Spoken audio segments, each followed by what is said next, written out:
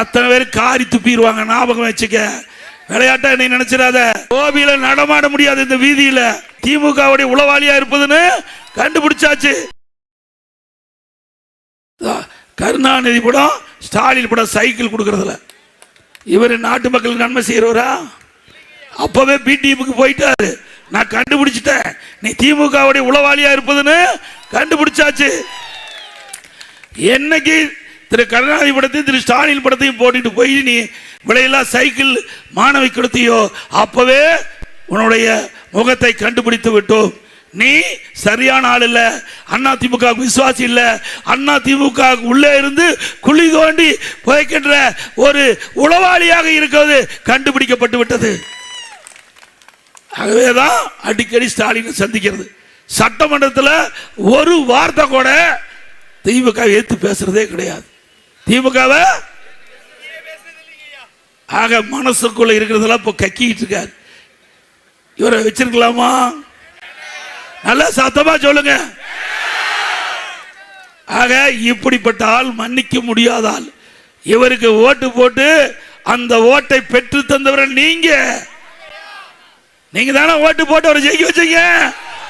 உங்களுக்கு விசுவாசமா இருக்கணும்ல. இப்ப எங்க போயிட்டாரு?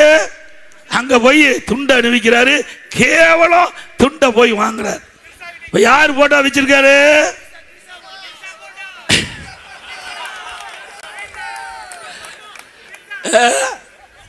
அதிலெல்லாம் கை தேர்ந்தவர். சேர வேண்டிய இடத்துல தான் சேர்ந்திருக்காரு. ஆக நீ என்னை பத்தி கேவலமா பேசுற.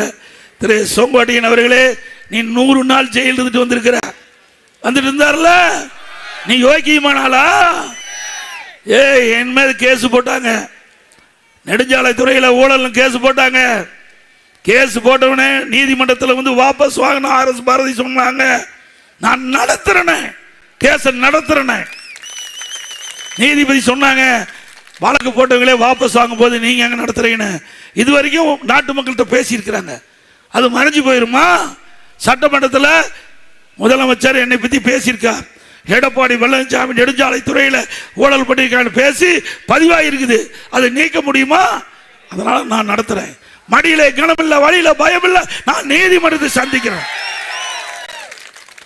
அப்ப நீதிபதி அவருடைய சேர்ல சொன்னார், இந்தியாவிலேயே வழக்கை ஒரு தலைவர் வழக்கை நடத்துகிறார் என்று சொல்லுகின்ற ஒரே நபர் உங்களுடைய தலைவர் சொன்னார்.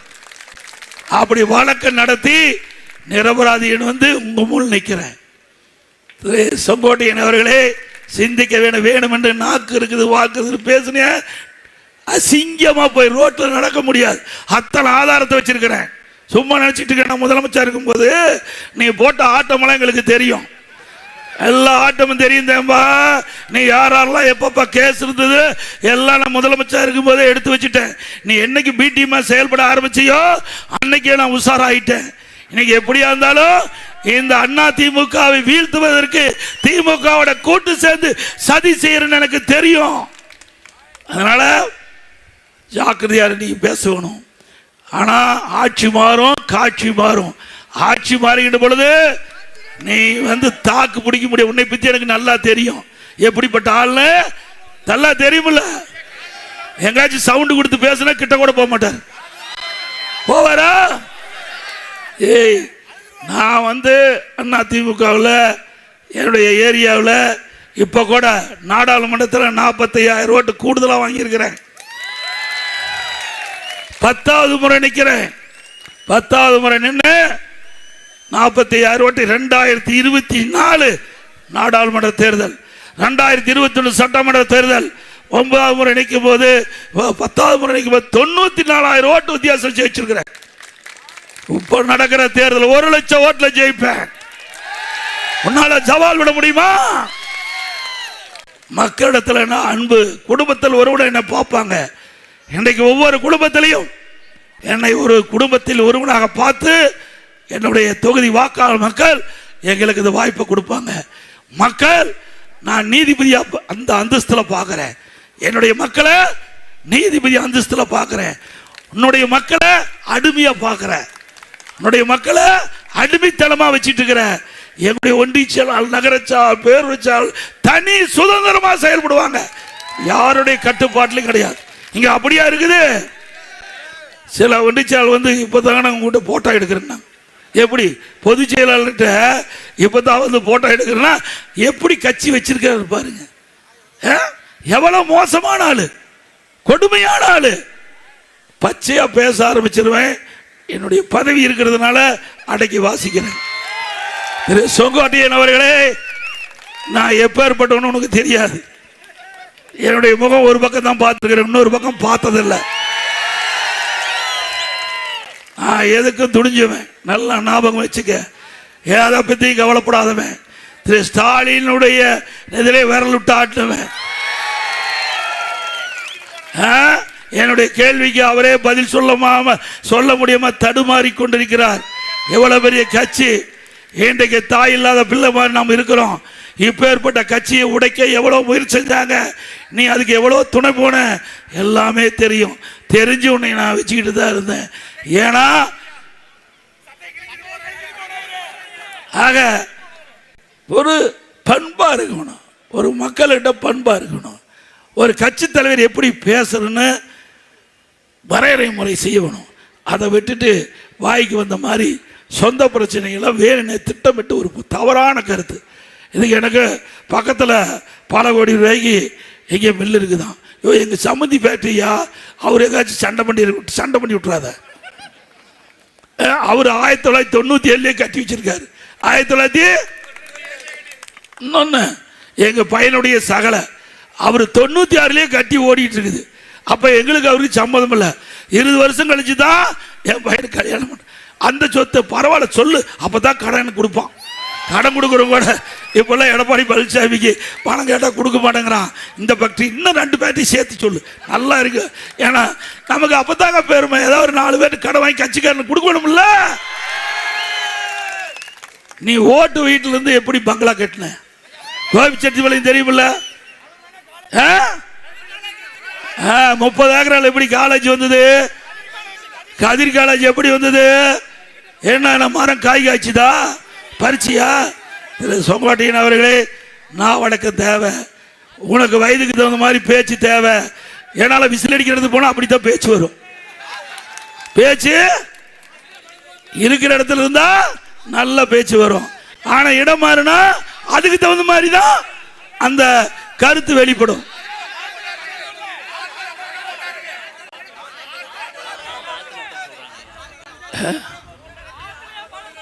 ஆமா, பணம் பிடிக்க வந்து ஆத்துல விட்டுட்டாங்கிறாங்க.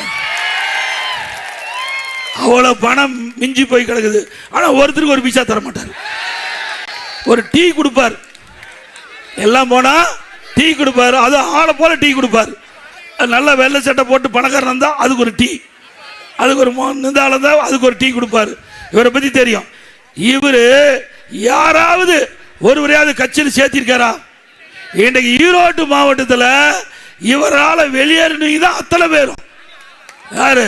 திரு முத்துசாமி இவருடைய நிதி பொறுக்க முடியாது, வெளியே போயிட்டார். இப்படி பல பேர் இந்த மாவட்டத்தில். சிந்து ரவிச்சந்திரன், அப்புறம் மாவட்ட டிஸ்ட்ரிக்ட் சேர்மேன் தோப்பு வெங்கடாச்சலம், அவரும் இப்படியெல்லாம். இவர் யாரையும் வளர விட மாட்டார். நான் தான் ஏற்கனவே சொன்ன, ஒரு நல்ல சட்டை போட்டுட்டு போனா கூட பொறாமப்படுற மனுஷன் எப்படி பாரு, சிந்திச்சு பாருங்க. ஆக இந்த தேர்தலில் ஒவ்வொரு ஓட்டும் முக்கியமான ஓட்டு. இப்படி மக்களை உதாசனப்படுத்துகின்ற மனிதர் தேர்தலில் போட்டிடுறாரு. அவருக்கு வாக்களிப்பீங்களா? நல்லா சிந்திங்க. நான் விளையாட்டா சொல்லல. 9 தரம் என்ன 10 தரம் என்ன கிழிச்ச அந்த பக்கம் கோபிச்செட்டிப்பாளையத்தில் என்ன செஞ்சாரா? புறவழிச்சாலை நான் எடுத்து தரேன், கண்டுக்கவே இல்லை. புறவழிச்சாலை இன்றைக்கு இந்த நகரத்தில் போக்குவரத்து நெரிசல் அதிகமாக இருக்குது, அமைக்கணும்னு சொன்னார். நான் எடுத்து கொடுக்குறேன், நடவடிக்கை எடுக்கினார். ஒன்றுமே இல்லை, அப்படியே கிடப்பில் போட்டாங்க. அதிமுக ஆட்சிக்கு வந்தா கோபிச்செட்டிப்பாளையம் இன்றைக்கு பிரம்மாண்டமான பகுதி ஆக்குவேன், சொன்னதை செய்வேன். இவர் மாதிரி போய் பேசி வாழ வேண்டிய அவசியம் இல்லை. அப்புறம் பணக்காரனை பார்த்தா தான் பேசுவார், சாதாரண ஆளை பார்த்தா பேச மாட்டார். நான் எப்போ போனாலும் பார்ப்பேன், எனக்கு அவரு தெரியும் இவரு தெரியுமா, இங்க இருக்குன்னு சொல்ல மாட்டார். கோபிச்செட்டிப்பாளையம் தொகுதியில் இருக்கிறவங்க சொல்ல மாட்டார். எனக்கு கோயம்புத்தூர்ல அந்த பணக்காரன், திருப்பூர்ல அந்த பணக்காரன் அப்படின்னு தான் சொல்லுவார். ஆனா இவர் ஓட்டு போட்டு தேர்ந்தெடுத்த மக்கள் ஓட்டுக்காக கஷ்டப்பட்ட பொறுப்பாளரை பத்தி வாயே திறக்க மாட்டார். திறந்திருக்காரா? ஒரு நாளாவது உங்களை புகழ்ந்து பேசியிருக்காரா? என்னுடைய பகுதியில் கட்சிக்காக உழைக்கின்றவங்க பல முறை சேர்மன் ஆகியிருக்காங்க. நான் தலையிடுறதே கிடையாது. ஒரு பிரஸ் கவுன்சிலர் கூட நான் தலையிட மாட்டேன். அவகிட்டே ஒப்படைச்சிருவேன். ஒன்றிச்சால் நகரச்சால் அவையிலே ஒப்படைச்சிருவேன். நீங்களே பாருங்க, இது உங்க கட்சி, இது உங்களுடைய கட்சி. எனக்கு பொதுச்செயலாளர் பதவி கொடுத்துருக்காங்க. என்னுடைய பதவியை நான் பார்க்குறேன். ஒன்றிச்சா பதவி ஒன்றிச்சா பாருங்க, நகரச்செயலாளர் நகரச்செயலாளர் பாருங்க, பேரூராட்சி பேரூராட்சி, மாவட்ட சார்பணி பொறுப்பாளர் அவருடைய பதவி பாருங்க அப்படின்னு சுதந்திரமாக விட்டுக்கிறேன். அது மட்டும் இல்லை, எங்களுடைய சேலம் மாவட்டம் முழுவதும் 11 இடம் 10 இடத்துல நான் ஜெயிச்சு கொடுத்தேன். முன்னால அந்தியூர் கொடுத்தேன். அந்தியூர் இவர் ரெக்கமெண்டேஷன் தான் கொடுத்தேன். 1000 ஓட்டில் தோத்து போயிட்டாங்க. போய் பார்த்தியா, ஓட்டு கேட்டியா? ஏன்னா நீ போனாவே இருக்கிற ஓட்டு போயிடும். நீ போய் தலை காட்டினாவே போடுற ஓட்டு போட மாட்டாங்க. அப்படி ஈரோட்டில் நான் தான் சூறப்புளிங்கிறேன். ஈரோட்டில் இந்த மாவட்டத்தில் நீங்கள் தானே அதிக நாள் மந்திரியாக இருந்தீங்க. எத்தனை தொகுதி கடந்த முறை ஜெயிச்சு கொடுத்தீங்க? எத்தனை தொகுதி ஜெயிச்சு கொடுத்த நீ? இன்னைக்கு அங்கே டவுனில் எல்லாமே அவுட்டு. சிந்திச்சு பாருங்க. இதே அண்ணா திமுக எங்களுடைய சேலம் மாவட்டம் 11 தொகுதியில் 10 தொகுதி 2021ஆம் ஆண்டு ஜெயிச்சு கொடுத்தோம். இப்ப சொல்றேன், எப்போதான் 2026 அண்ணா திமுக 11க்கு 10 இடத்துல நான் ஜெயிக்கிறோம். உங்களால உன் தொகுதியில் நீ ஜெயிக்க முடியுமான்னு பாரு. இது சொங்காட்டையன் அவர்களே, உங்க தொகுதியில் நீ ஜெயிக்க முடியான்னு பாரு. சொங்காட்டையா, விளையாட்டு நினைக்காத. உனக்கெல்லாம் மரியாதை கொடுத்து பிரயோஜனமே இல்லை. மரியாதை கொடுக்க வேணுமா? மரியாதை கொடுக்க தகுந்தாளா? என்னைக்கு சிறுமியா பேச ஆரம்பிச்சியோ அன்னைக்கு அப்படி செல்வாக்கு இழந்துட்டார்ல. ஆக வேண்டுமென்றே திட்டமிட்டு நீ அரசியல் ரீதியா பேசினா பதில் சொல்ல தயார். அதை விட்டுட்டு தனிப்பட்ட முறையில் பேசினா நிறைய இருக்குதுங்க. டிவியில போட்டு விட்டுருவேன். கோபியில நடமாட முடியாது. இந்த வீதியில, கோபி வீதியில அத்தனை பேர் காரி துப்பிடுவாங்க. ஞாபகம் வச்சுக்க. விளையாட்டா நீ நினைச்சிடாத. என்னைக்கு வீக்கில் தான் சேனை எடை போட்டுறாத. நான் முதலமைச்சர் இருக்கும் போது யாரெல்லாம் என்னென்ன பண்ணீங்கன்னா எல்லாமே அப்பவே வச்சிருக்கிறேன். அதுக்கு மிந்தி நீ என்னென்னலாம் ஆட்டம் போட்டேன்னு அத்தனையும் எல்லாமே இருக்குது. சொங்கடையன் அவர்களே, ஜாக்கிரதையா பேசுங்க. அரசியல் நீதியா சந்திங்க. நாங்க பதில் சொல்ல தயார். அண்ணா திமுக ஆட்சிக்கு வந்தா நிறைய திட்டங்களை நிறைவேற்றுவோம். அத்திக்கீழ் அவனாசி திட்டத்தில் விடுபட்ட பகுதி அனைத்தும் சேர்த்து கொள்ளப்படும்.